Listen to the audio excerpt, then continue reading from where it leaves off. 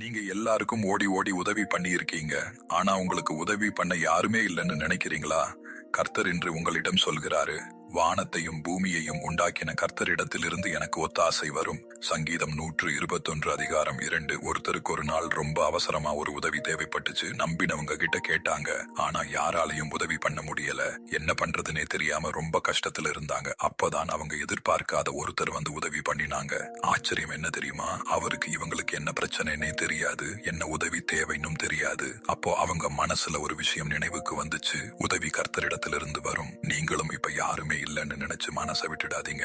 நீங்க எதிர்பார்த்தவங்க மூலம்தான் உதவி வரணும்னு அவசியம் இல்ல. உங்களுக்கு என்ன தேவைன்னு இயேசப்பாவுக்கு தெரியும். எங்கிருந்து உதவி வரணும்னு அவருக்கு தெரியும். அதனால உங்க கவலையை அவர் கையில விட்டுடுங்க. மனுஷங்க கைவிட்டாலும் இயேசப்பா உங்களை கைவிட மாட்டார். ஜெபம். அன்புள்ள இயேசப்பா, எங்களுக்கு யாரும் இல்லைன்னு தோணும் நேரத்துல உம்மை நம்ப உதவி செய்யும். எங்களுக்கு என்ன தேவை என்பதை நீர் அறிந்திருக்கிறீர். சரியான நேரத்துல தேவையான உதவியை தந்து எங்களை நடத்தும். இயேசுவின் நாமத்துல ஜெபிக்கிறோம் நல்ல பிதாவே, ஆமென். இந்த வசனம் உங்கள் மனசை தொட்டிருந்தா ஆமேன் என்று காமெண்ட்ல சொல்லுங்க. இந்த வீடியோ உதவி இல்லாம கஷ்டப்படுற யாரோ ஒருத்தருக்கு தேவன் கொடுக்கிற நம்பிக்கையா இருக்கலாம். அவர்களுக்கும் ஷேர் பண்ணுங்க.